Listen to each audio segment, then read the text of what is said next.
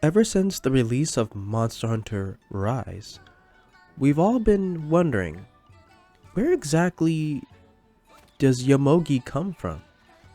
How does she have such great throwing skills? Is there something more to this character than we may have thought? Well, today we're going to briefly talk about Yomogi's past and Yomogi's future, and it's quite depressing. So, let's get right to it. We'll find out exactly who Yomogi is and who she becomes. Now, if you come to your house and talk to Fukushigi the informant, sometimes he'll tell you different things on different NPCs, but this time he talked about Yomogi. Yomogi the chef. Really? Has no idea of the secret truth of her origin. In fact, most of the villagers have no idea about it either, so treat this knowledge with care. When Yomogi was but a babe, she was brought to Komura by a Wyverian hunter for safekeeping. After that, the Wyverian was never heard from again, so the village ended up taking Yomogi in. The only people who knew who she is, or where she came from, are Elder Fugen, Master Hojo, Hinoa, and Minoto. I can feel it though. An air of exhaustion emanates from Yomogi, a sort of prestige or nobility well outside the norm. Perhaps she was born into a distant aristocracy, or more. Well, after reading this, you can clearly see that something is amiss about Yomogi. There is more to this character than meets the eye.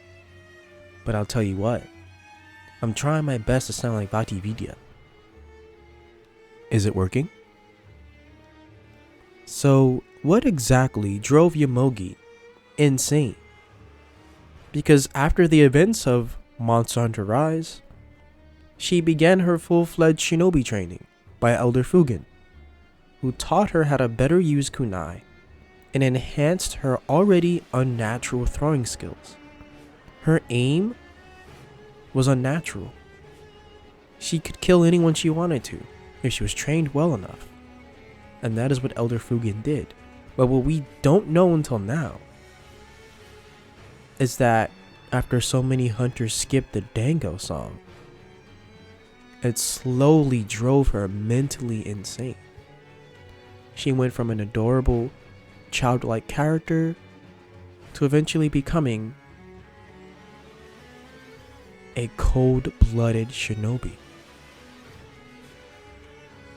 This game actually ties to Sekiro, Shadows Die Twice.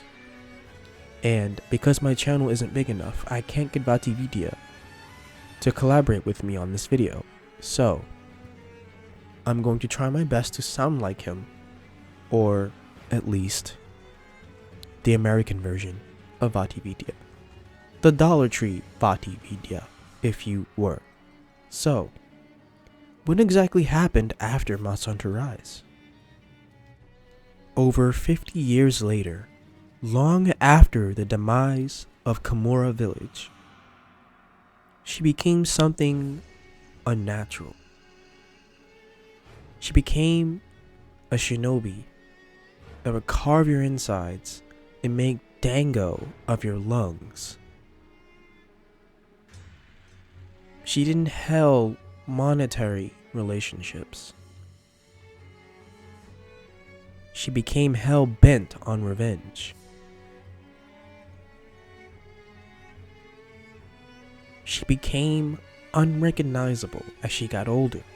Her skin began to be old like an old person. She became